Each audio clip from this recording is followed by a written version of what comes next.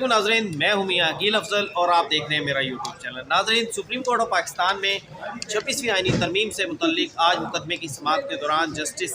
मंसूर अली शाह और जस्टिस आयशा मलिक और justice Aqeel Abbasi supreme court के रजिस्ट्रार और चीफ जस्टिस ऑफ पाकिस्तान पर भड़क उठे। आज इस मुकदमे की तफसीलात आज के इस व्लॉग में आपके साथ शेयर करूंगा। बहुत अहम ऑब्जर्वेशन दी गई हैं सुप्रीम कोर्ट ऑफ पाकिस्तान की जानिब से, लेकिन इससे पहले कि मैं अपने व्लॉग का बाकायदा आगाज़ करूं, दोस्तों से गुजारिश है कि जिन्होंने अभी तक चैनल को सब्सक्राइब नहीं किया और बेल आइकन का बटन प्रेस नहीं किया, वो फौरी तौर पर चैनल को सब्सक्राइब कर दें और बेल आइकन का बटन प्रेस कर दें। अब नाज़रीन आगाज़ करते हैं। नाज़रीन, इस हवाले से व्लॉग मैं पहले भी करता रहा हूँ कि जनाब जस्टिस मंसूर अली शाह ने 26वीं आईनी तरमीम के हवाले से कोई भी बड़ा फ़ैसला जारी कर सकते हैं। जस्टिस मंसूर अली शाह के हवाले से ये तो की जा रही थी कि अगर वो इस मुकदमे को सुनते तो शायद वो फुल कोर्ट का ऑर्डर भी कर देते और फिर पंजाबी में कहते हैं ना कि नवा रौला पड़ जाता। अब जस्टिस मंसूर अली शाह ने 16 जनवरी को इस मुकदमे की समाअत मुलतवी करते हुए इसको आज तक के लिए रखा था और साथ ही ये ऑर्डर किया था कि इस मुकदमे की समाअत में जस्टिस इरफान सादत खान को बिठाया जाए। जस्टिस अकील अब्बासी को क्यों जस्टिस अकील अब्बासी को जो है वो तब्दील करके जो बिठाया गया है, उसको उन्होंने कहा था कि अब बेंच मुकदमा नहीं सुनेगा, पार्ट हेड मैटर है। जस्टिस मंसूर अली शाह, जस्टिस आयशा मलिक और जस्टिस इरफान सादत पर मुश्तमिल 3 रुकनी बेंच 11:30 बजे आज इस मुकदमे को समाअत के लिए मुकर्रर करने का हुक्म दिया था। आज इस मुकदमे को समाअत के लिए मुकर्रर नहीं किया गया, जिस पर जब आज जस्टिस मंसूर अली शाह दीगर मुकदमा सुन रहे थे तो इसी दौरान इस मुकदमे के में जो वकील थे सलाहुद्दीन खान, वो अदालत के सामने पेश हुए और उनकी जानिब से ये कहा गया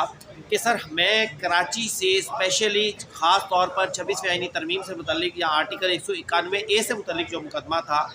उसके लिए कराची से यहाँ पर पेश हुआ हूँ, लेकिन आज उस मुकदमे को समाअत के लिए मुकर्रर नहीं किया गया।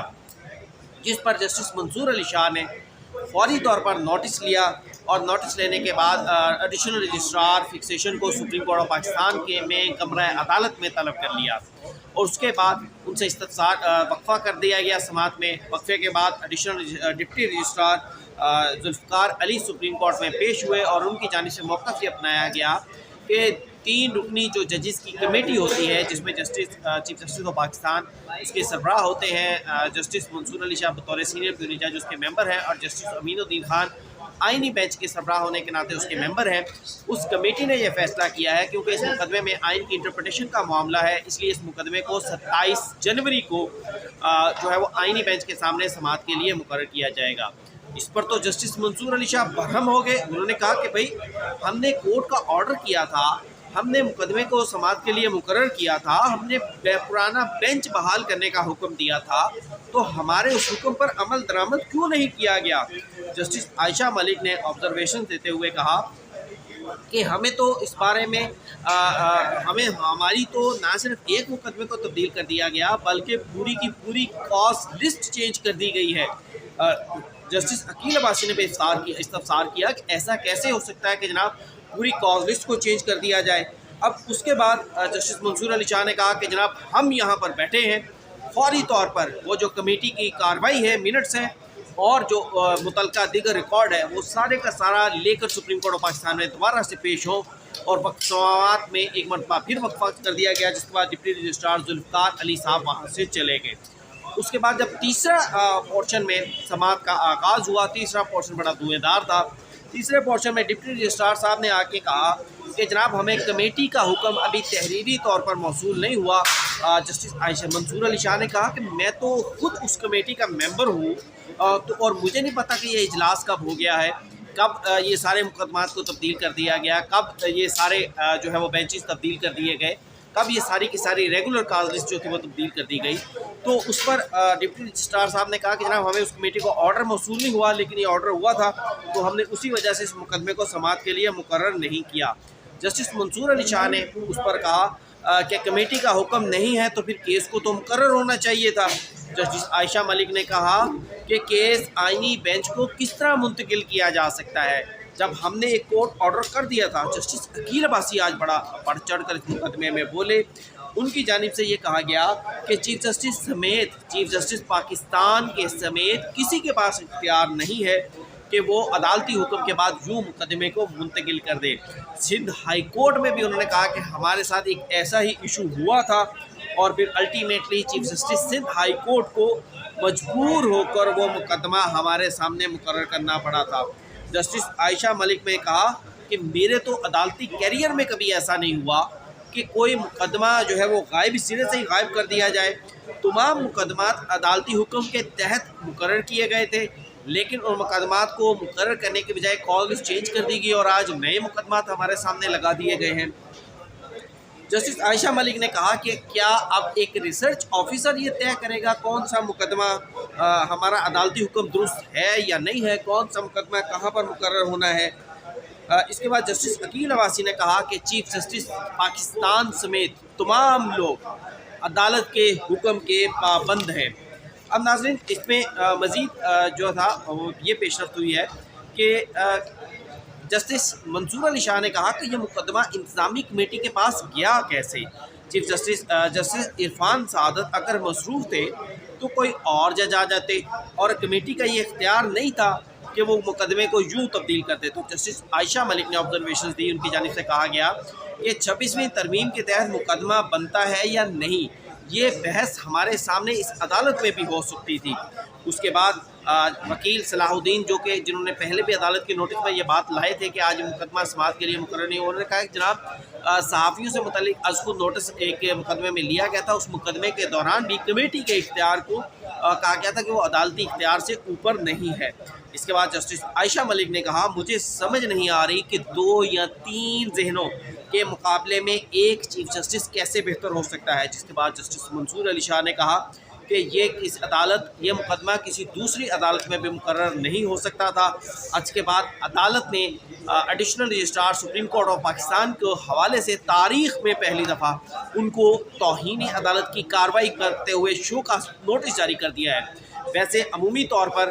تو یہ ہوتا ہے کہ جب عدالت میں کوئی توہین عدالت کی درخواست آتی ہے تو سب سے پہلے نوٹس جاری کیا جاتا ہے، پھر اس کو سنا جاتا ہے، پھر اس کو سننے کے بعد اس کے اوپر عدالت جب مطمئن ہو کہ واقعی کچھ توہین عدالت کی کارروائی ہوئی ہے تو پھر اس پر شو کاز نوٹس جاری کیا جاتا ہے۔ لیکن یہاں پر ایڈیشنل رجسٹرار کے معاملے پر مقدمہ مقرر کیوں نہیں کیا گیا؟ اس معاملے پر جسٹس منصور علی شاہ نے نوٹس کرنے کا جو معاملہ تھا اس کو سکپ کرتے ہوئے ڈائریکٹ شو کاز نوٹس جاری کر دیا ہے۔ یہ سپریم کورٹ آف پاکستان کی تاریخ کا ایک بڑا اہم واقعہ ہے۔ دیکھنا یہ ہے اب اس مقدمے کو کل تک سماعت کے لیے مقرر کیا گیا ہے، لیکن میری بہت سارے وکلا سے اس معاملے پر بات ہوئی ہے، ان کی جانب سے یہ کہا گیا کہ دیکھیں آئین جو ہے اور اس کے ساتھ ساتھ جو قانون ہے پریکٹس اینڈ پروسیجر ایکٹ کا، اور اس کے تحت پریکٹس اینڈ پروسیجر کمیٹی کو یہ اختیار دیا گیا ہے کہ وہ اگر کسی بھی مقدمے میں دیکھے کہ اس میں آئینی کی تشریح کا معاملہ ہے یا نہیں ہے تو وہ اس کے حساب سے اس کو کیٹیگرائز کر کے مقدمے کو تقسیم کر دے گی۔ اب سوال یہ وکلا کی جانب سے یہ اٹھایا جا رہا ہے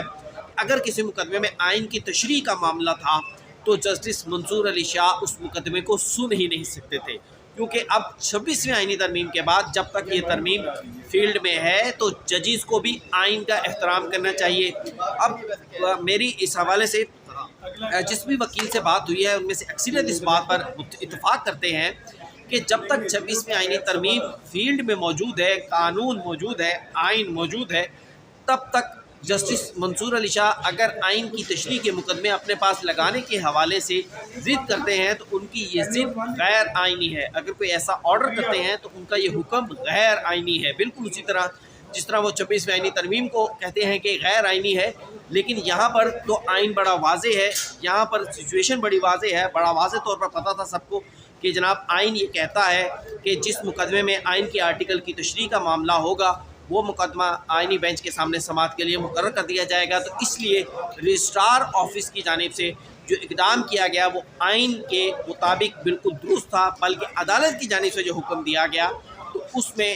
یہ چیز کا بھی امکان ہے کہ جو عدالت کی جانب سے حکم دیا گیا وہ دراصل آئین کے خلاف تھا۔ اب اس معاملے کو نمٹنا کہاں ہے، اس پر بھی میں نے مختلف لوگوں سے آراء لی ہے، تو بظاہر یوں لگتا ہے کہ کل جب سپریم کورٹ آف پاکستان میں یہ مقدمہ اگر سماعت کے لیے مقرر ہوتا ہے، یہ بینچ اس کو ٹیک اپ کرتا ہے دوبارہ سے، تو پھر ممکنہ طور پر اس میں یا تو اس 3 رکنی بینچ کے اگینسٹ ایک لارجر بینچ بنایا جائے گا، یا پھر اس 3 رکنی بینچ کے اگینسٹ یا ممکن ہے کہ 26ویں آئینی ترمیم کا مقدمہ کل ہی اس یا آئندہ 1-2 روز میں اس کو 27 جنوری کو جو لگایا جا رہا ہے اس کی بجائے اس کو آئندہ 1-2 روز میں ہی اس کو آئینی بینچ کے سامنے سماعت کے لیے مقرر کر دیا جائے، کیونکہ کل فوجی عدالتوں کا بھی مقدمہ نہیں ہے، تو پھر ممکنہ طور پر یہ معاملہ سلجھ سکے گا، ورنہ جسٹس منصور علی شاہ کا جو بینچ ہے اس بینچ کا بالکل یہ موڈ نہیں لگ رہا کہ وہ اس معاملے کو سلجھانے کی طرف جائیں، معاملہ بالکل آگے الجھنے کی طرف چلتا جا رہا ہے۔ تو ناظرین یہ تھا اب تک کا ولاگ، مجھے اس حوالے سے رائے ضرور دیجیے گا کہ آپ کے خیال میں آپ کا ذہن کس طرف جا رہا ہے کہ جسٹس منصور علی شاہ کیا کریں گے، کس طرف جائیں گے، معاملہ سلجھے گا یا الجھے گا۔ اجازت دیجیے، ویڈیو کو لائک کرنا، چینل کو سبسکرائب کرنا اور شیئر کرنا بالکل مت بھولیے گا۔ اجازت دیجیے، اللہ حافظ۔